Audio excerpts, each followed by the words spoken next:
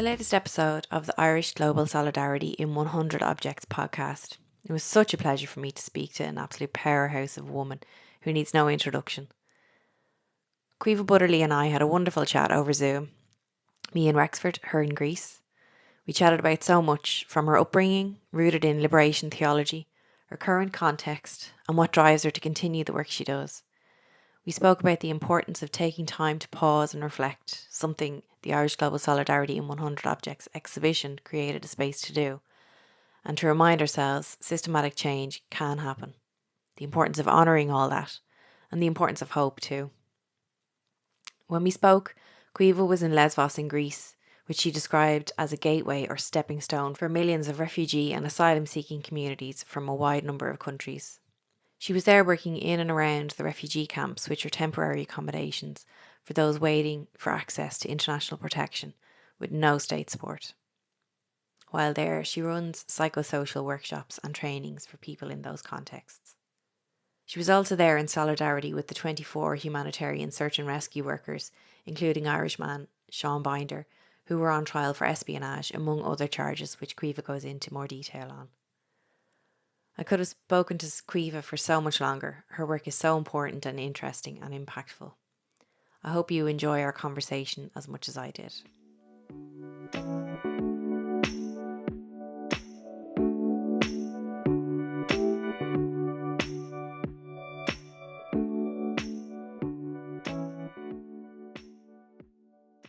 I was actually just trying to remember. I think the only time I've actually met you in person was at the exhibition itself when you came.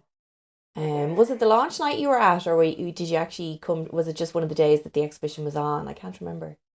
It was just one of the days. I was actually out of town for the launch, and then I think I'd actually not forgotten that it was on. It was somewhere in the back of my head. But I was at a demonstration nearby that ended up by the Doll. And then I remember I was walking, and it caught my I saw it out of the corner of my eye.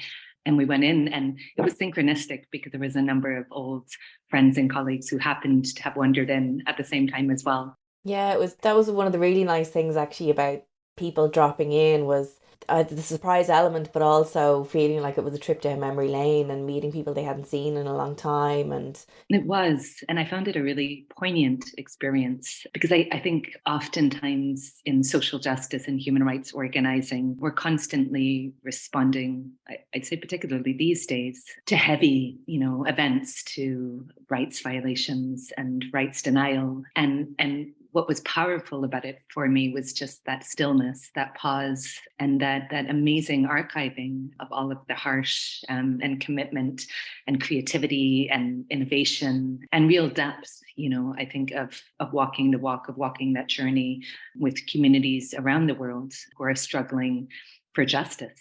But to really validate that. And I saw particularly in some of the posters and the letters, and I could just imagine small groups of under-resourced, oftentimes stretched thin.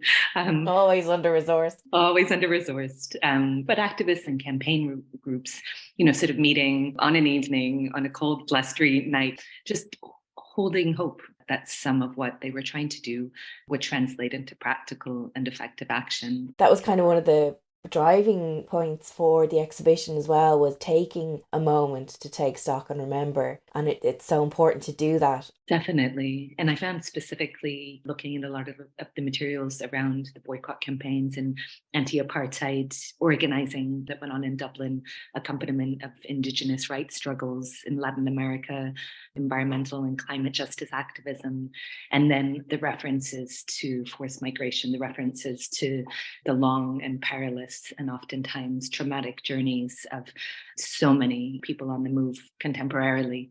But I felt a certain solace just in in the sense of thinking apartheid ended. So many of these contexts that people at various different junctures, in various different iterations and ways in Ireland, really sought to walk amongst and walk alongside that systemic change can happen and has and will. So yeah, it was a very very special space. And it really struck me as well, just the need. Oftentimes it's so easy to get caught up in just that reactive position of constantly having to respond, to crisis after crisis, but to really validate and honor as well. I thought the art in the exhibition was beautiful as well, but using creative means, using drama and street theater, using music, poetry, a lot of the visual art that was present there, and really trying to access cohorts of people, beyond the somewhat silo-esque dynamic that too often happens in political organizing or in human rights organizing. Ireland is a nation of artists, of storytellers, of poets, and to be able to tell those stories in this context is so important. Definitely. And it's an accessible language. I think it allows for an opening, because I oftentimes think when I'm on demonstration and we're walking or demonstrating in public spaces, what are the spaces of welcome that we create for people who might be at the beginning of an understanding of a context which we almost take for granted because we're literate in it, because that's sort of what we live and breathe. How welcoming, how accessible is that space, to a family out walking? What is their entry point? And I think oftentimes art, particularly street theater, but also just beautiful visual songs, the resistance choir and its equivalent in so many different contexts are such important acts of resistance as well, insisting on life and not letting, in a way, our response to injustice be defined just through the grief of that, but to in a way mirror what we've all witnessed, I think, globally in so many contexts of both injustice and survival.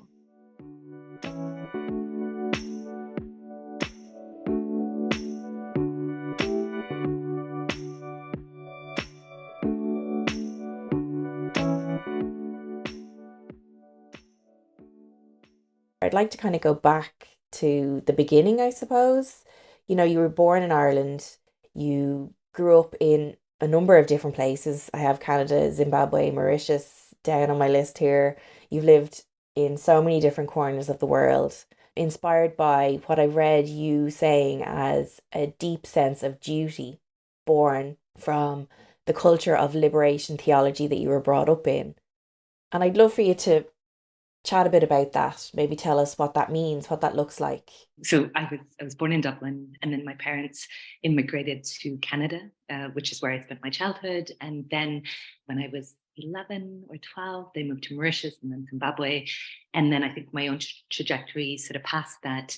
To summarize, I lived in New York for a year, and then in Latin America, so Mexico, Guatemala, and then later Palestine, Iraq, Lebanon, Syria, and then Haiti, and etc. So there's been a lot of, I think, different iterations of sort of those values. My parents, when I was younger, were part of a community sponsorship sort of process in Canada, responding specifically to Vietnamese and Cambodian families who were, so from a pretty young age, I think the journeys of refugees were very much, or refuge seekers were very much sort of, even in our peripheral conscious in terms of what we understood of these different families that were being received by the church community that my parents were part of, which was, I'd say in retrospect, liberation theology in bent, in the sense, that it was very focused on social justice. It spoke a lot of what was going on in Latin America at the time.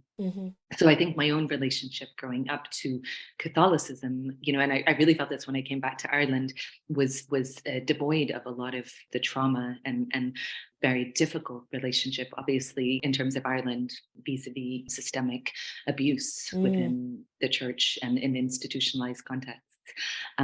So I always associated it with a very positive social justice, left-leaning, sort of milieu. Almost like the radical wing, isn't it? Yes, which in a way mirrored what was going on in Latin America at the time, vis-a-vis liberation theology. But a lot of them, whom I know in Dublin now, who are in their 70s and 80s, really walked the walk with, Indigenous rights movements, with many movements for liberation that existed in Latin America. And that it is in no way to in any way minimize that systemic abuse that was such a feature in Ireland and has such a traumatic legacy for so many. Yeah. But I suppose it is also to acknowledge that there were also people of faith who really walked the walk. And still do. And still do.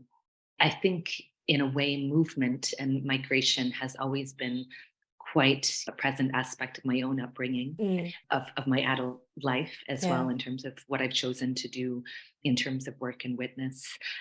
And in a way, we bring the personal into the political, and none of us come into this work as blank slates. We all have, our own life experiences. So I suppose vis-a-vis the communities of people that I've spent quite a long time working with, it's out of a commitment, obviously, to their rights, to their right to access international protection, for the right to access lives of safety and dignity and meaning and hope and possibility and joy.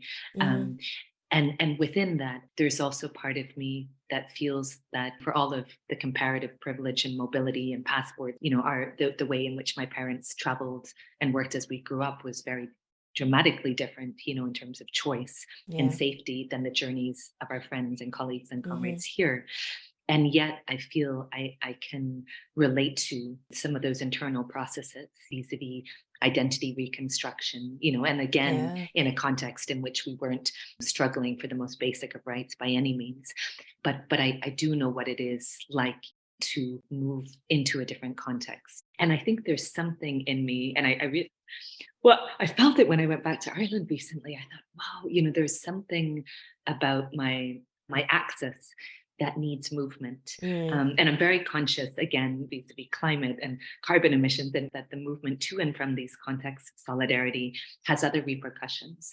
But I'm also very conscious of the fact that EU migration policy vis-a-vis the refugee camp here, those who are still inhabiting it, those are still, enduring and surviving it. And in so many other contexts of forced migration, that oftentimes people's voices, their stories, their narratives, their courage, their tenacity, their hopes and expectations for the future are so silenced behind numbers. And I think, if anything, the presence of sort of international responders, activists, solidarians, medics, social workers, educators, etc., here can help, at the very least, try and spotlight not just the individual stories, but those collective calls for justice. There's so much othering that happens when it comes to people living in camp contexts or people who are migrating, and like you say, they just become numbers, or they become those people, and it's not my problem. And just telling those stories is so important, and showing those spaces of solidarity as well. It's so important to keep those feelings of hope and messages of hope alive. Yes, and spaces of resistance, because one thing I think that all of us here have really witnessed is the complete self-agency of people, particularly the families and individuals that I'm working with on a daily basis here, and in so many other refugee asylum seeking contexts that I've worked in other countries, are some of really the strongest people that I've met psychologically, emotionally, in terms of that survival. And it's not to say that people should have to be, I always find there's, for me, a question and a curiosity and in a way, a problematic around the term resilience when used in relation to refuge-seeking communities, because I think it puts the onus of responsibility to be strong, to be unbreakable on the backs of people who have experienced and survived enough trauma, without this also expectation to match this dichotomy of the good migrant, the one who survives, the one who creates, the one who becomes the doctor, and, etc. But having said that, with all of its problematics, I also have experienced a profound psychological and emotional resilience in the communities that I'm working with, and they should not have to be. But it is something in the camp, for all of its suffering. There are bright sparks of young people just refusing to be defined, by these terms, by these legal terms, and who assert their identity, their individuality, their creativity, their care. I was just speaking to a Kurdish Syrian friend of mine a few minutes ago, and she's asking if I was coming to the camp later on, and I said I was, and she's like, "Oh, good, I'll start cooking now." And I was like, "No, Jacqueline, no." And but there is something in that, and it was interesting because we were in the camp last week with a group that had come here to observe the trial of Seán Binder and Sara Mardini in Nassos, and the 21 other humanitarian defendants that were on trial here. And we were invited into the ISO box, sort of temporary home of sorts, of another Syrian family who are dear friends of mine for years now. And when we got there, they were leaving the next day, finally, after 4 years and 8 months of limbo, Wow. of their lives on hold here without access to adequate healthcare, education, opportunities for almost 5 years, that they could have been doing so many other things and rebuilding their lives and their And that's children it, it's accessing limbo. complete limbo, disempowering limbo, humiliating limbo. But they stayed intact, and I think part of that was they have a very beautiful, very loving family that really was such an anchor and a resource for them all. Mm. But so we went to visit them with Grace O'Sullivan, Oh, brilliant yeah, yeah. MEP who was here, and her assistant Manos, or her colleague Manos, and a lovely journalist from the Journal, Stephen, and others. And when we got there, they had this huge pot of food sort of on their one ring sort of cooker, Yeah. and we all assumed that it was for their family, and of course they Mm. insisted on serving everybody. And there was part of me, because of course all the delegation was like, no, please, because they were all thinking, no, this is literally taking food out of the mouths of their Yeah, babes. I exactly. mean, Yeah. although it was a massive pot, it would have probably fed about 30 people. I mean, it was big. However, but then something shifted in me, and I just thought, no, this is dignity eroding, to Yeah. refuse something, to refuse hospitality, to refuse generosity, in a way to keep them in that frame of vulnerability, as opposed to saying there is an act of self-agency and power in being able to show hospitality to guests, which is something that is so honored. And It's the most basic of human tenets, just to be able to host somebody in your space, whether like whatever context that is, and that community and that sharing. It's just such a definitely, basic human response, really, isn't it? yes. So we all sort of, it dawned on all of us one by one, and then we all just made eye contact, and people one by one said thank you. And so we ate the food, broke the bread, and it was delicious. And but there was something in that I just thought, so much of that experience of being a refugee, asylum seeker, migrant in so many of these camps is predicated on profound power imbalances. Hmm. People having to, and lines, queues, right? So you wait for hours, to get to the top of a food distribution line of food that has been outsourced to a privatized company that Yeah. prioritizes profit over people's nutrition, and therefore the Hmm. food is substandard and subpar, and people oftentimes don't eat it, they'll cook their own. Or you line up for hours to be able to access secondhand clothes, in which, again, that lack of agency or choice in terms of how you want to self-present, how you want to dress. You line up for hours, with your feverish child in your arms, to get to the top of the line, to realize that the volunteer doctor who's on duty can only give you paracetamol, not a prescription to antibiotics, for instance, if that's what's needed, or allopathic medicine that your child might need. So there's this whole process of power imbalance, of Yeah. enforced dependency, and of within that, of disempowerment. It's interesting hearing you talk about those stories of community and people creating their own community and security within camp context despite facing all those hardships. And so often we would hear through the media only the negative stories of whether that's violence or whether that's shortages or whether that's outbreaks of COVID or various viruses or flus or diseases. That's what we hear in the news, but we never hear those community stories of people lifting each other up. It allows us to forget people's complexity, that we all have our very subjective experiences of life, this whole journey, Yeah. from birth to death. And if we can't be able to picture that, then those oftentimes very harrowing images of people making, Mm, the journey by dinghy, etc., mm, we only see them in their moments of crisis and yeah. overwhelm and distress. Mm-hmm. And I always think that when I see, because one of the side projects that I've delved into, over the past years, has been documentary filmmaking, or short documentary filmmaking, and I'm so conscious of that duty of care, vis-a-vis that the images captured frees people in those Mm. moments of distress, And at their stum- most vulnerable in their life at as their most well. vulnerable, stumbling off of a dinghy, Yeah. in oftentimes hypothermic shock, grieving the lives left behind, sometimes joy, like that whole register of emotions that we've all witnessed on the shorelines here when Yeah. people arrive by boat.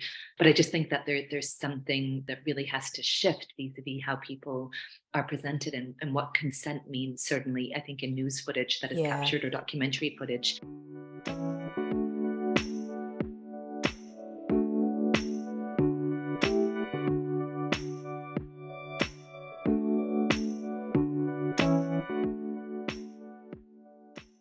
personally, and I'm sure I'm not alone in this, but I would find it extremely daunting and perhaps anxiety inducing to pack a bag and go.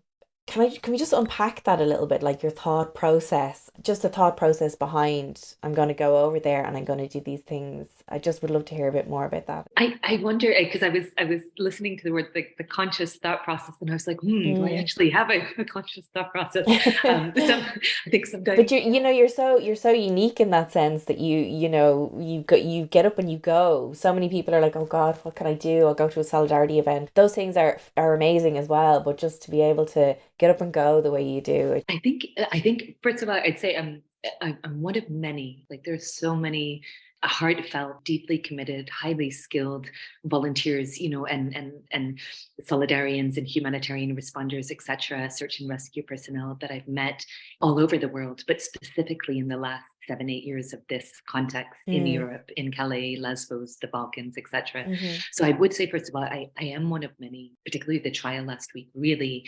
re-emphasized for me just for all of the difficulties of that trial and the limbo and the injustice of the charges. But there was such a beautiful sense of community, amongst all the defendants and those supporting them. And it really just reminded me that there's something quite special too that has happened, as not necessarily an antidote to policies that fail people, but definitely as an expression of dissent to those.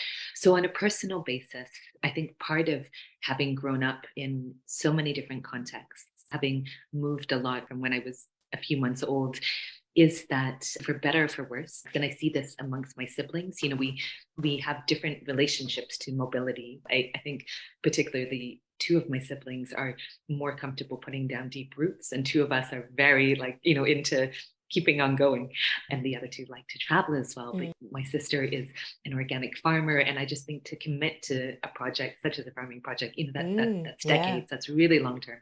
And my brother also does long-term social work with unaccompanied minors and survivors of torture, and another brother is a journalist, a great journalist. So I think that within my own journey, like my friend sort of said, vis-a-vis that hummingbird metaphor, or that example that is sort of coming to mind, I feel most in touch with my own sort of sense of resonance and meaning in life when I am in movement. And that doesn't mean constant movement, but that does mean delving in and out of other communities, other ways of life, other movements of solidarity, etc.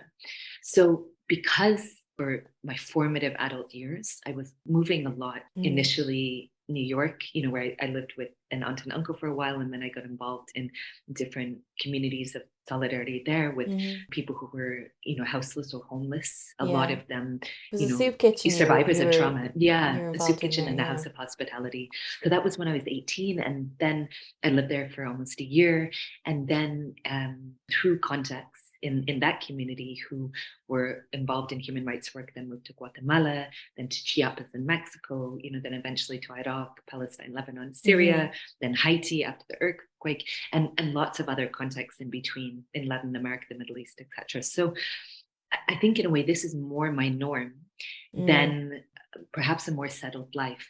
And because even, on an educational level, like both of my masters I did in Ireland, but as a mature student. So I think the mature student experience is very different to doing a primary degree amongst a cohort of people who are all young, and because we were all working full time while I was doing both development studies and then psychotherapeutic studies. But that was something that we crammed into our evenings and, assignments, sort of after everything else at midnight or 1 a.m. And my child, actually, Tyke, has memories of lockdown of me doing a final dissertation for the psychotherapy training. And he just said, sometimes I felt like I'd go to sleep and you were typing, and I'd wake up and you were typing. Totally. And that's sort of, how it got done, because it was something in between jobs and other life responsibilities and homeschooling. And but so first of all, I think we all have different ways in which we feel that we're living a life that aligns with our values. And for me, I deeply appreciate when I'm back in Ireland participating in those movements of international solidarity that exists there, really trying to be present and participatory in the housing rights struggle, in anti-racist struggles, and so many other focuses of organizing that are happening in Ireland.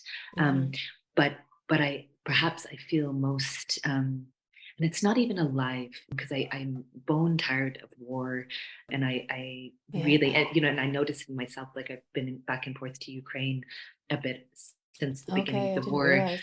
For, yeah, Mm. and it was a really interesting experience where there were so many profoundly inspiring aspects of being there, vis-a-vis this amazing mobilization throughout the country of volunteers cooking the soup, hosting families fleeing the east, driving convoys, Mm. paramedics. Like there was so much courage there. But it was a reminder of war, a reminder of how relieved I am on a personal basis as a parent, Yeah. particularly, but to be able to come back to a country like Ireland now without Mm. obviously negating a long history of occupation and suffering in that context until very recently in the North. But I always feel both relief, because oftentimes friends will ask when one comes back from a context in which people have to struggle so hard just to survive, Mm. if I ever feel frustration at Yeah. perhaps some of the disconnect that can happen in countries Mm-hmm. in which there is plenty or affluence or Yeah. comparative, which is not to in any Well, way negate privilege, really, isn't it? privilege, yeah. Mm. But which is again, I was reading the Oxfam report this morning of 27% of Ireland's wealth being held by 1% of its population. So Mm. it's not to in any way undermine that, but it is to say when on the contrary, when I come back to a context, yes, sometimes perhaps I miss those other contexts, but I do feel genuine rest and happiness, for lack of a better word, in being able to walk down the street and see children go to school without fear of snipers, being able to see people be able to open a tap and access clean potable Mm. water that won't make them or their children sick, at seeing people being able to enjoy themselves, think about things beyond survival. Yeah. Um, so my own process is that my backpack is more a home sometimes than my actual home, which Yeah. my And I my brother suppose always. when Tyke is with you as well, he's your home. So, He's my home. He is my home and my yeah. anchor and my buddy. Mm. But my brother, whenever he comes to visit our flat, which we rent in Dublin, he always comments upon the fact that I haven't put up bookshelves or things to hang up my pots in the kitchen. And there's something about both of those actions which denotes too much stability to me. Mm. I think somehow, even though I love the stability of just having a safe little refuge. Mm. But yeah, so I suppose I really like minimalist spaces, and there's something in that perhaps, as well as just aesthetically, just having space for, I think, inner process that isn't Mm. distracted by too much stuff around Mm-hmm. me. But I think that there's a process in there also of feeling that if I don't become too attached to the home and sort of the safety of that, maybe that packing that backpack becomes easier. Yeah. But I think there's the physical backpack and then there's the metaphorical Well, backpack, yeah. in terms of what one carries, what one brings back, how to unpack that, how to process it, which is a work in progress. But I find this year in which I'm homeschooling Tig and Mm. we're really trying to explore the communities of reference while going back and forth to Ireland for work, for continuity, etc. Mm-hmm. But it's been a really interesting process to do this with a small buddy, Mm. because I find that I'm intentionally making more spaces for a lot of fun in the Yeah. process. So we're seeing, obviously the heavy things. Mm. But I just think if I didn't have an 11-year-old with me, I probably wouldn't engage in as much spontaneous sea swimming and dancing, Mm. and art and And like fun when kids as well find as each having. other, whatever the context is, Yeah, there's that yeah, instant connection of, oh, well, I'm 10, you're 10. Do you want to play? Okay. And then that's it. That's all they need that's it. is that Completely. connection. And straight away, it's like, whatever, it doesn't matter where they are, it's amazing. Yeah, and the mentors that he's having along the way, like a friend from Congo is teaching him carpentry at this Yeah. solidarity sort of makerspace. Another friend from Afghanistan who runs this beautiful permaculture garden, to Mm. be able to provide fresh produce to folks in the camp is including him in the weeding and the watering, and Yeah. God, that's all we're engaging. invaluable It's learning for invaluable, him. Like, completely, completely. And I sort of think whatever he decides to do in life, whatever paths he takes, is his to take. But mm-hmm. at least I sort of feel those core fundamental values and morals vis-a-vis Mm. human rights, Yeah. solidarity, empathy, walking the walk with people are there. Yeah. And then he takes from that what he will, and he does with it what he will. But it's been a privilege, because I just think, when I think back to, I was just thinking of that term that we both used at the beginning, vis-a-vis campaign work, under-resourced, overstretched. When I think back to sort of NGO work and freelancing this year, it's so much more balanced, I find, as a Okay. single Yeah. parent, just that relationship with work. And what I'm trying to do here is I'm doing online training with educators and human rights and humanitarian organizations vis-a-vis psychosocial resourcing. So, to how to look at organizational cultures, how to make them, again, more sustainable, how to take burnout away from this frame as an individual failure into sort of a systemic, sometimes absence of the resourcing that people need to keep them going in this work.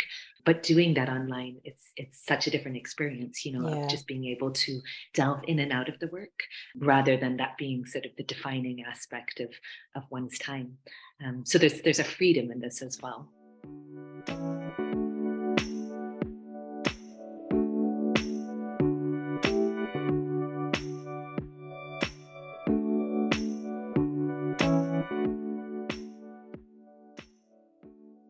Just to kind of go back to talking about children, and my 7-year-old, he has a friend from Ukraine who joined his class, and he's become quite good friends with them. And the learning that he has received from being his friend, and I mean, they don't sit and talk about the war in Ukraine when they're playing together, yet they do.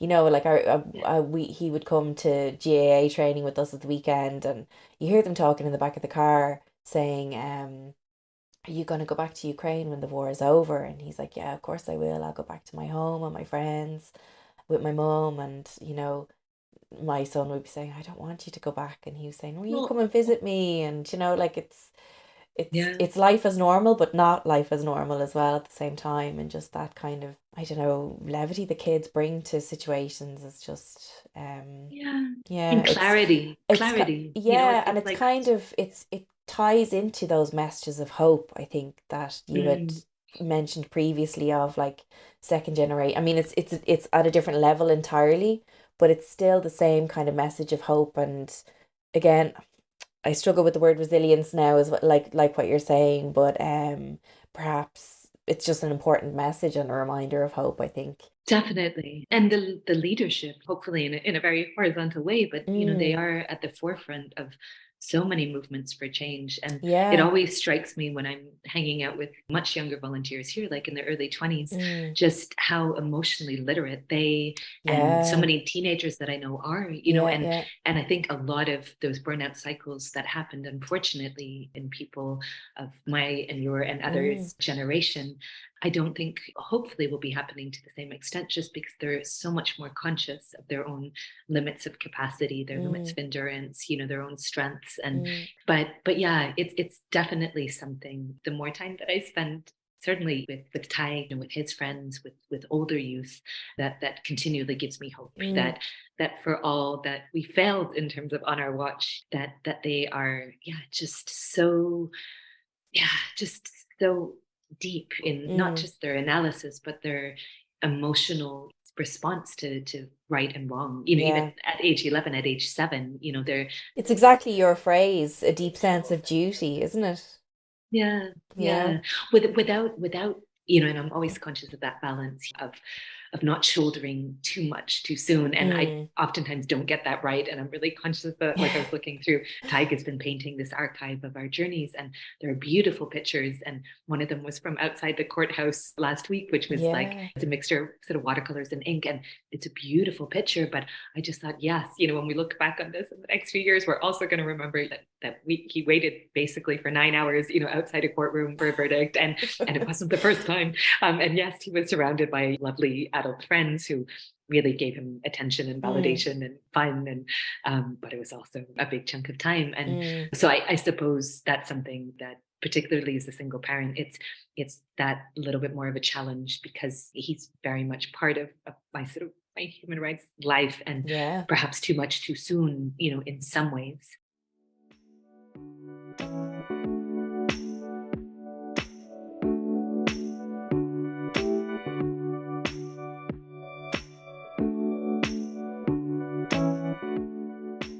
To continue on that note of hope, we're talking about young people and we're all familiar with the Gretas of the world, but perhaps for some of those names that we don't know yet, whether that be the climate strikers or students who are standing in solidarity with their peers who might be living in direct provision, just taking stands against injustices in their own community.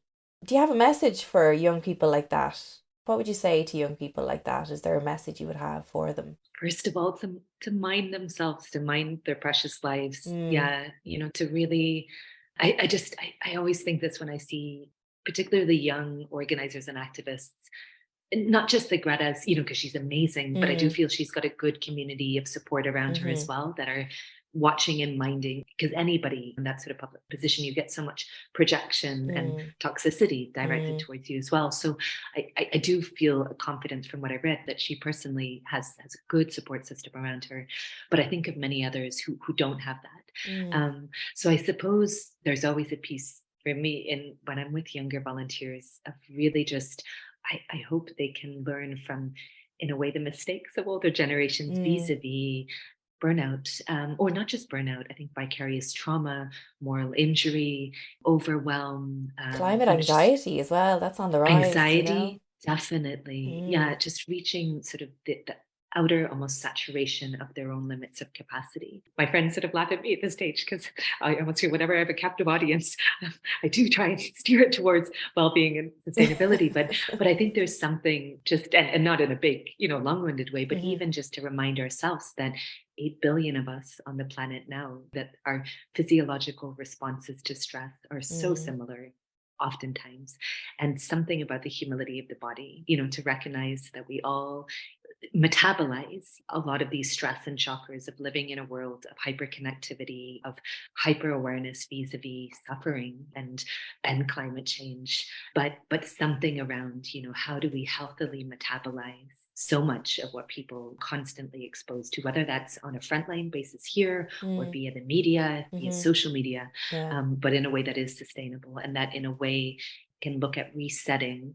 ourselves back to a spacious state vis-a-vis mm, our autonomic nervous systems mm, that is not continually activated, that is not hyper aroused or hypo aroused vis-a-vis what we're trying to absorb. mm, So yeah, in a nutshell, I'd say to mind themselves. I'd say also, it is easy sometimes to feel that sense of isolation, but there is such a broad emergent community for all of what we see vis-a-vis authoritarian contexts and dictatorships and political violence and wars and conflict and climate change. For all of that, there are also so many people in micro and macro systemic and localized community-based ways mhm, organizing for change, organizing for alternatives, for communities of care, of rights, of equality, of love, and just to continually to remind ourselves. I think that this work, it's okay to be low and slow. I think rest can be revolutionary. gonna put that on my wall. Rest can be revolutionary. Totally, totally, totally. Audre Lorde, paraphrase. Of But course, it's from her. yeah, but to really recognize that we're all, without in any way negating the value of each individual, but we're within the work. None of us are irreplaceable. I think that there are very charismatic people who are on the forefront of many struggles. And yes, their light and their energy, I'm thinking the Mandelas and many others of the world, are so instrumental in spotlighting struggles, but those struggles are carried literally on the shoulders of such a broad collective.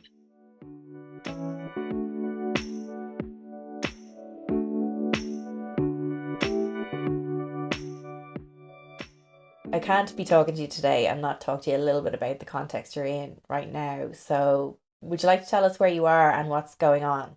So I'm in Lesvos Island, which is an island that is closer to Turkey than it is to Greece. It's a Greek island in the Aegean Sea.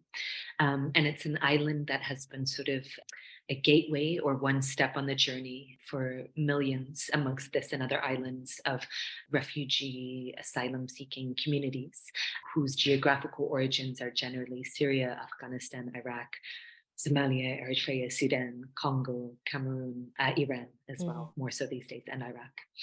So it is a place that I've been coming back and forth to since 2014.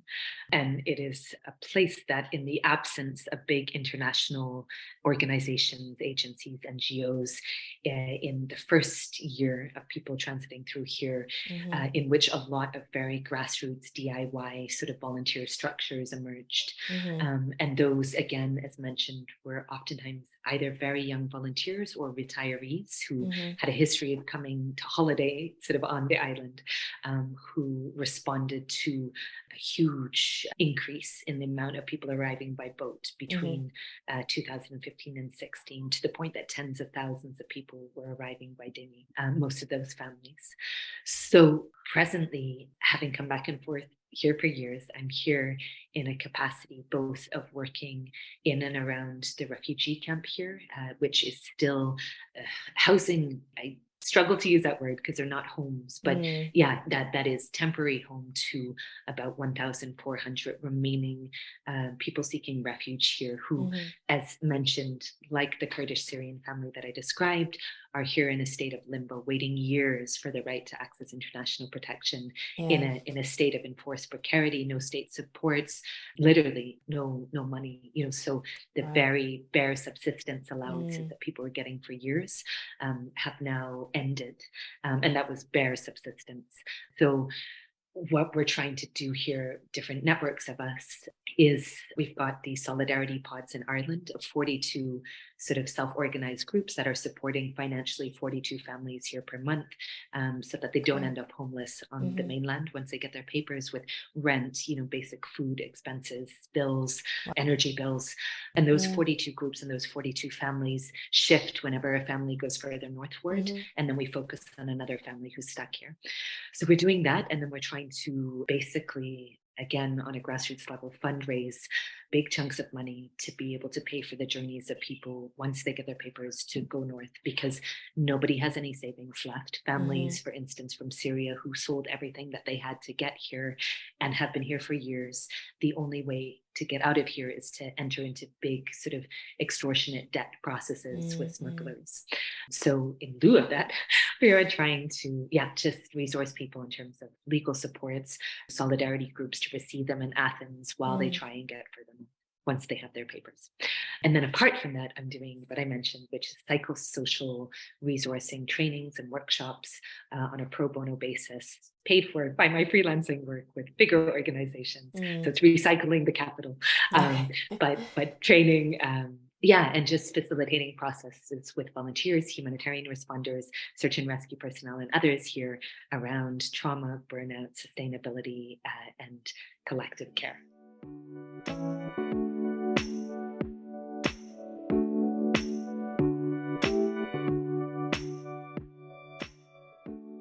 I know there's been some progress on Friday. There was an optimistic result. You might give us a bit of information on that as well.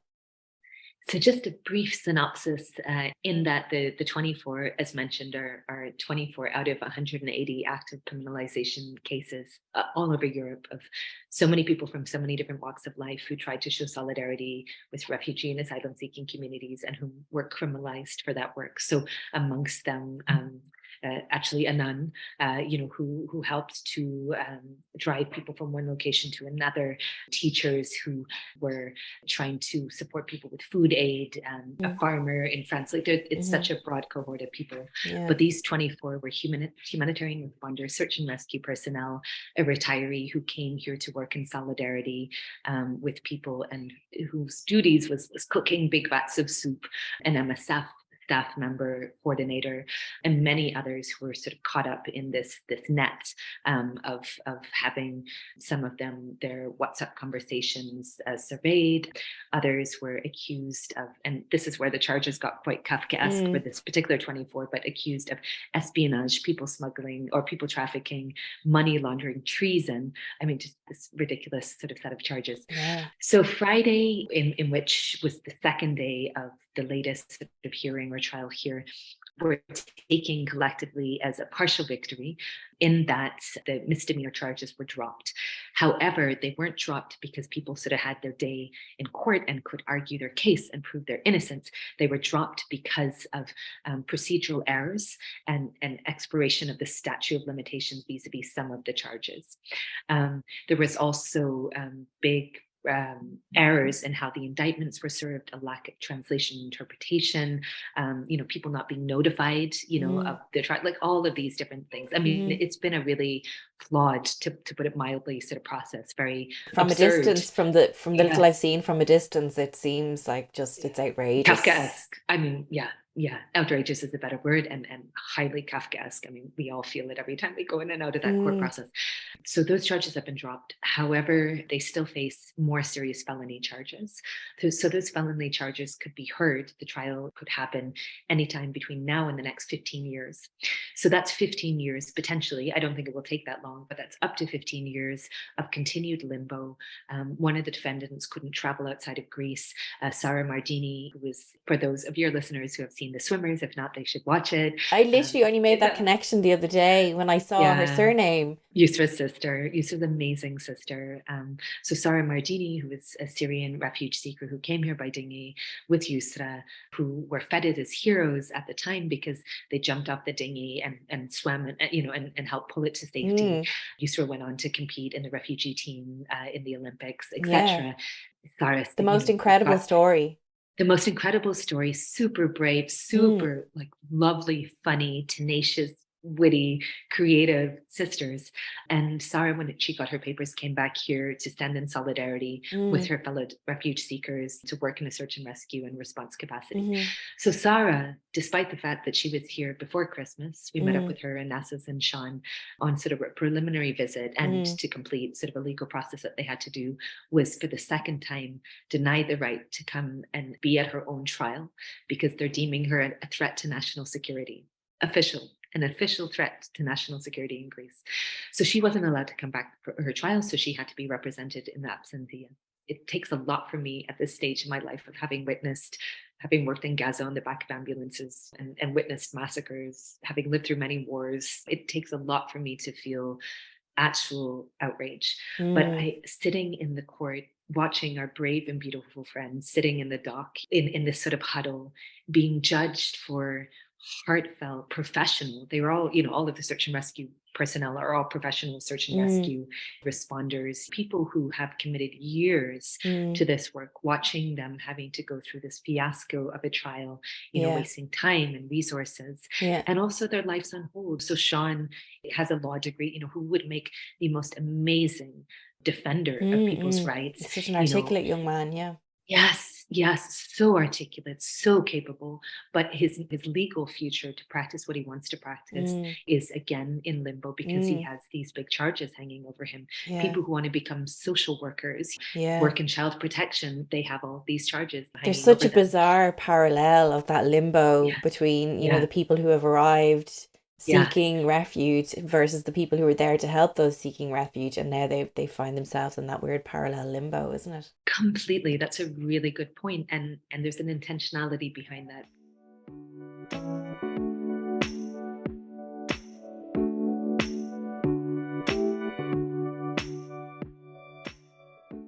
Caoimhe, I could talk to you honestly for so much longer, another hour, another 2 hours. Thank you so much for all your time. I know you're a busy lady, so I appreciate it a lot. Total pleasure. Thank you. Thank you once again to Caoimhe for taking the time to speak with me. More episodes of the Irish Global Solidarity in 100 Objects podcast will be available after the summer. Thanks for listening.